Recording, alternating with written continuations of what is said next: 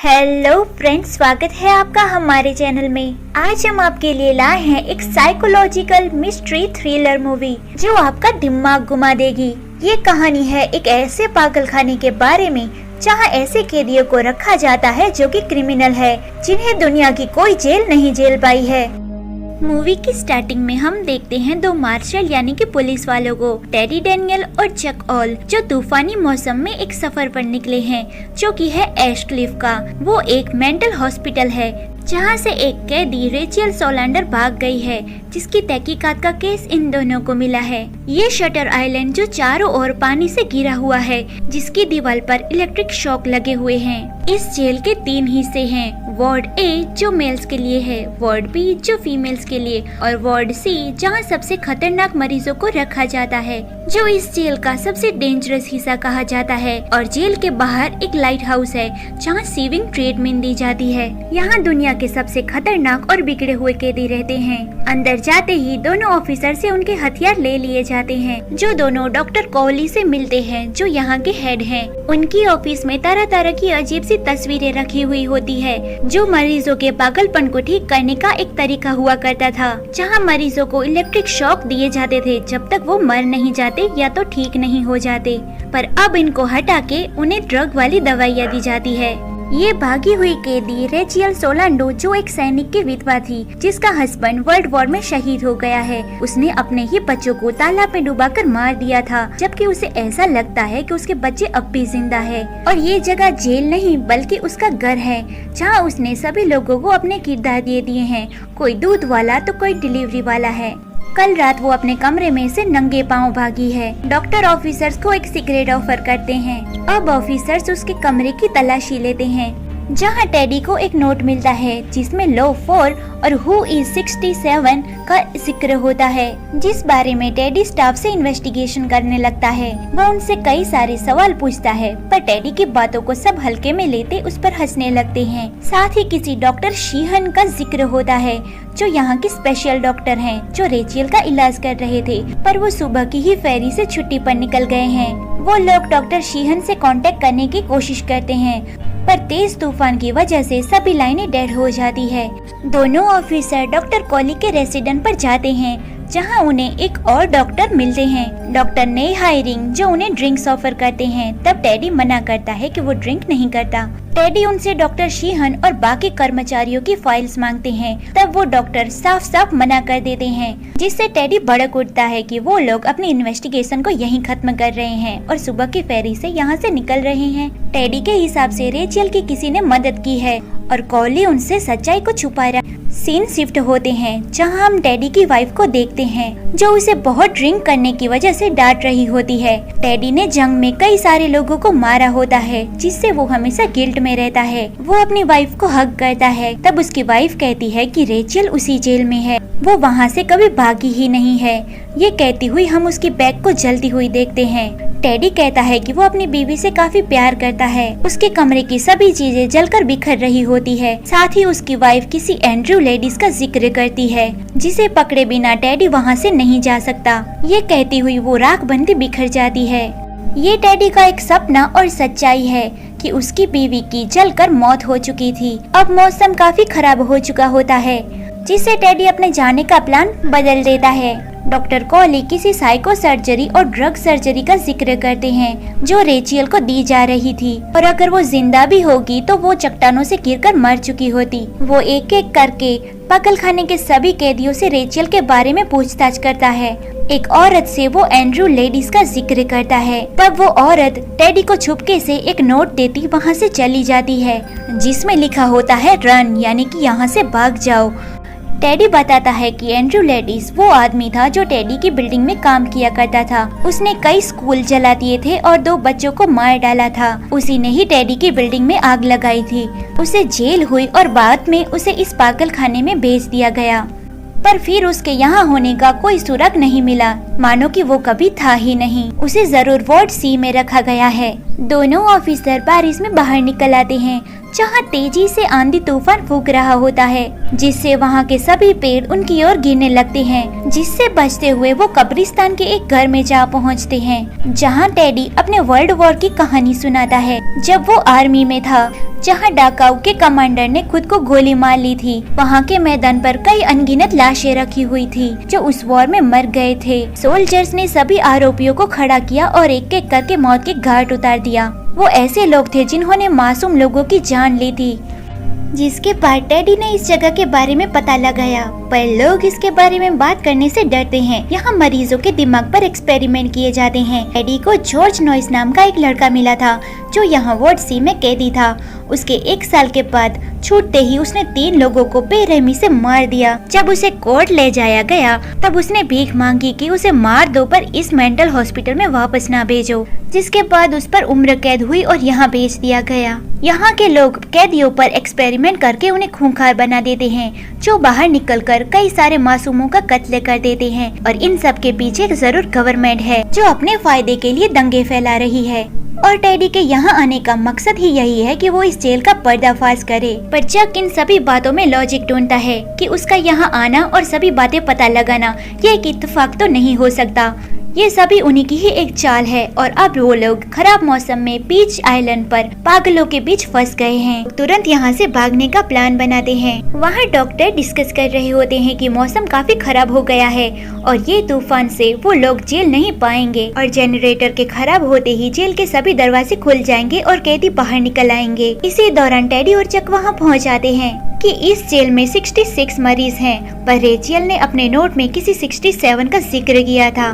पर तभी डॉक्टर कहते हैं कि रेचियल तो मिल गई है, वो चट्टानों के पास भटक रही थी। टेडी उससे पूछताछ करने जाता है, पर तब रेचियल उस पर हमला कर देती है।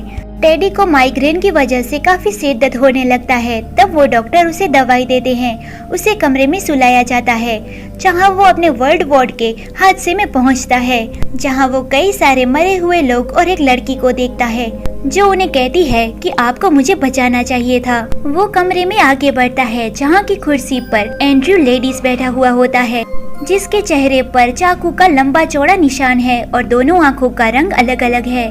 तभी एक औरत की चीख सुनाई देती है जहाँ रेचियल ने अपने बच्चों को मार दिया है। वो मरी हुई लड़की टेडी से कहती है कि उसने उसे क्यों नहीं बचाया।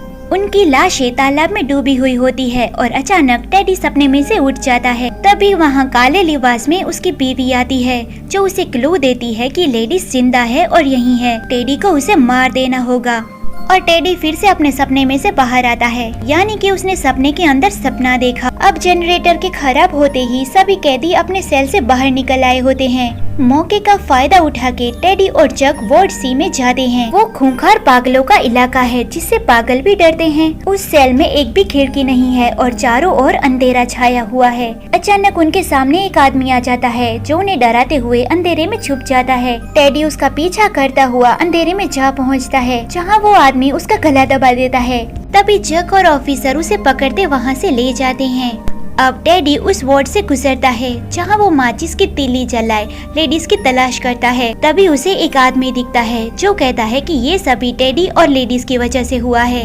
ये इन्वेस्टिगेशन सब एक साजिश है और ये जगह एक भूल-भुलैया है जहाँ से निकला नहीं जा सकता। ये आदमी और कोई नहीं बल्कि जॉर्ज नॉइस होता है जो कहता है कि वो लोग जॉर्ज को लाइट हाउस में ले जाके उसकी ब्रेन सर्जरी करेंगे। जॉर्ज की ये सभी हालत का जिम्मेदार टेडी है। टेडी की बीवी उसके दिमाग से खेल रही है। टेडी को अपनी बीवी को दिमाग में से निकालना होगा वरना वो उसे मार देगी। टेडी जॉर्ज नॉइस से कहता है कि वो उसे यहाँ से निकालेगा। टेडी फौरन उस वार्ड से बाहर आ जाता है। चक लेडीज के बारे में मिला हुआ डिटेल का पेज लाया होता है। बातों ही बातों में टेडी चक से झगड़ा कर लेता है और अकेले ही लाइट हाउस की ओर बढ़ जाता है जहाँ वो आगे जली हुई आधी सिगरेट देखता है जिसके नीचे एक लाश पड़ी हुई होती है जो टेडी को चक मालूम होता है और उसे बचाने वो नीचे उतरता है। तभी वहाँ से दुनिया भर के चूहे निकल आते हैं जो एक चट्टानों के बीच में से आ रहे होते हैं जहाँ एक रोशनी होती है। टेडी रात के अंधेरे में आसरा लेने वहाँ जाता है जहाँ एक औरत चाकू लिए खड़ी होती है। वो औरत और कोई नहीं बल्कि असली रेचियल होती है जो कहती है कि वो कभी एश क्लिफ में डॉक्टर हुआ करती थी। वो यहाँ तो मरीजों का इलाज करने आई थी, उसके कभी कोई बच्चे नहीं थे। इन लोगों ने अफवाह फैलाई है। ये लोग अच्छे खासे लोगों को पागल घोषित कर देते हैं। ये लोग कैदियों पर नशीली दवाई और इलेक्ट्रिक शॉक की सर्जरीज देते हैं, जिससे मरीजों की आंखें बाहर निकल आती है। ऐसे वो सब लोगों का दिमाग अपने काबू में करते हैं, जिन मरीजों का इस्तेमाल आने वाली जंग में किया जाएगा। ये दवाइयाँ मरीजों के खाने में और पानी में डाल दी जाती है, जो कि दिमाग में चीजें दिखने लगती है और उनका सर चकराने लगता है। यही सभी सिम्टम्स टेडी में देखने को मिलते हैं, क्योंकि उसने वो सिगरेट पी थी जो डॉक्टर ने उसे दी थी। यानी कि उन लोगों ने टेडी को भी अपना शिकार बना लिया है। यहाँ के सभी डॉक्टर्स और स्टाफ मिले हुए हैं, इसीलिए यहाँ से जाने का अब कोई रास्ता ही नहीं है। सुबह होते ही रेचल टेडी को यहाँ से जाने को कहती है। तभी टेडी अपने दोस्त चक का जिक्र करता है। तब रेचल कहती है कि उसका तो कोई दोस्त ही नहीं है। टेडी उनकी गाड़ी में बैठकर फिर से डॉक्टर से मिलता है कि अब उनका काम खत्म हो गया है और अब वो दोनों पार्टनर्स यहाँ से जा रहे हैं। तब डॉक्टर कहते हैं कि दूसरा कौन, तुम तो यहाँ अकेले ही आए थे। वो फौरन यहाँ से भागने की तरकीबें ढूंढता है, जहाँ उसे वो डॉक्टर मिलते हैं जो उसे नींद का इंजेक्शन देने की कोशिश करते हैं, पर टेडी तभी वो इंजेक्शन उन्हें ही लगा देता है। टेडी वहाँ से भागता हुआ डॉक्टर कॉली की कार को जला देता है। तभी उसे वहाँ वो लड़की और उसकी बीवी भी दिखाई देती है। टेडी वहाँ के ऑफिसर पर हमला करते हुए उसे घायल कर देता है और उसकी बंदूक लिए लाइट हाउस में ऊपर चढ़ने लगता है। वो वहाँ के सभी कमरे चेक करता है, जहाँ के आखिरी कमरे में डॉक्टर कॉली बैठे हुए होते हैं। टेडी अपने दोस्त चक को चारों ओर ढूंढता है, जहाँ टेबल पर उसकी अपनी गन रखी गई होती है। टेडी कहता है कि उसे इन लोगों की असलियत पता चल गई है, उसे अपना दोस्त चक वापस चाहिए। तब डॉक्टर कोहली कहते हैं कि तुम किस दोस्त की बात कर रहे हो, तुम्हारे पास जो राइफल है वो नकली है। डॉक्टर कोहली फोन करके डॉक्टर शीहन को ऊपर बुलाते हैं, जो अब छुट्टी से वापस आ गए हैं। अब टेडी को फिर से अपनी बीवी नजर आती है, जो कहती है यहाँ से भाग जाओ। टेडी कहता है कि उसने डॉक्टर सोलैंडो को ढूंढ लिया है, अब वो जानता है कि इन लोगों की सच्चाई क्या है। तभी डॉक्टर कहते हैं कि एंड्रयू तुम्हें भ्रम हो रहा है, तुम्हें क्लोरोप्रमोशन नाम की दवा पिछले 24 महीने से दी जा रही है, यानी कि तुम 2 सालों से यहाँ के पेशेंट हो। तब टेडी हंसता है कि अब वो इन लोगों की कोई भी बातों में नहीं आने वाला। कोहली टेडी को एक कागज देते हैं, जिसमें 67वें कैदी के बारे में बताया होता है, जो एक होशियार फौजी है जिसने अपने दिमाग में एक अलग ही दुनिया बसा रखी है, जो अपने पास्ट में यूएस मार्शल रह चुका है। टेडी कहता है कि ये सब बकवास है, तुम लोग मुझे अपने झांसे में लाना चाहते हो। डॉक्टर टेडी को 4 नाम दिखाते हैं जो सिमिलर होते हैं, Edward Daniels, Andrew Ladies, Rachel Solando और डोलोरेस चेनेल, जो कि टेडी की बीवी का नाम है। और वो जिस आदमी लेडीज को ढूंढ रहा है वो कोई और नहीं बल्कि टेडी खुद है, जिसने 2 साल पहले अपनी बीवी को मार डाला। उसने अपना दिमागी संतुलन खोया और उसे इस अस्पताल में भेज दिया गया। टेडी, जो कि असल में एंड्रयू है, जो अपने आप को एक हीरो समझता है, उसे लगता है यहाँ साजिश हो रही है, जिससे उसे यहाँ के लोगों द्वारा कही हुई हर बात झूठी लगती है। एंड्रयू एक खतरनाक कैदी है जिसने बाकी कैदियों पर हमला किया और जॉर्ज नॉइस को मारने की कोशिश की, क्योंकि उसने टेडी को एंड्रयू लेडीज नाम से बुलाया था। इसी दौरान चक वहाँ आता है, जो कि और कोई नहीं बल्कि डॉक्टर शीहन होता है, जो पूरे रास्ते टेडी पर नजर रखे हुआ था ताकि वो किसी और को चोट ना पहुंचाए। अपनी गन उठा के डॉक्टर को शूट कर देता है, पर उन्हें कुछ भी नहीं होता क्योंकि टेडी की गन तो नकली होती है।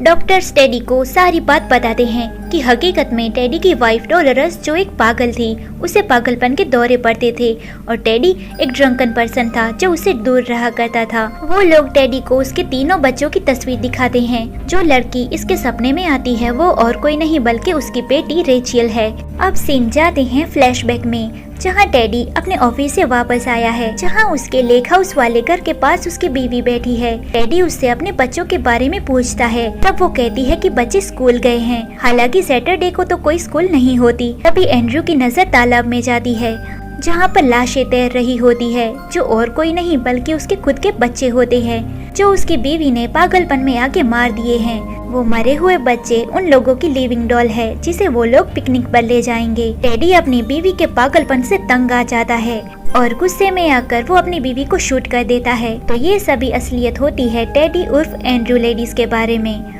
टेडी का सर चकरा जाता है। जब वो नींद से उठता है तब कहता है कि उसे अब सब याद आ गया है कि वो खुद ही एंड्रयू लेडीज है। रेचल लेडीज उसकी बेटी है और टेडी और रेचल सोलांडो नाम की पर्सनालिटी बस उसके दिमाग में बसती है। एंड्रयू की बीवी पागल थी जिसका इलाज वो नहीं करा पाया, जिसकी वजह से उसके बच्चों की मौत हो गई। कहते हैं कि 9 महीने पहले एंड्रयू ठीक हो गया था, पर वो बार बार एक टेप की तरह वही सभी झूठी बातें बोलने लगता है। इस बार वो ठीक नहीं हुआ तो उसके ब्रेन की सर्जरी कर देंगे, जिस बात पर एंड्रयू हामी भरता है।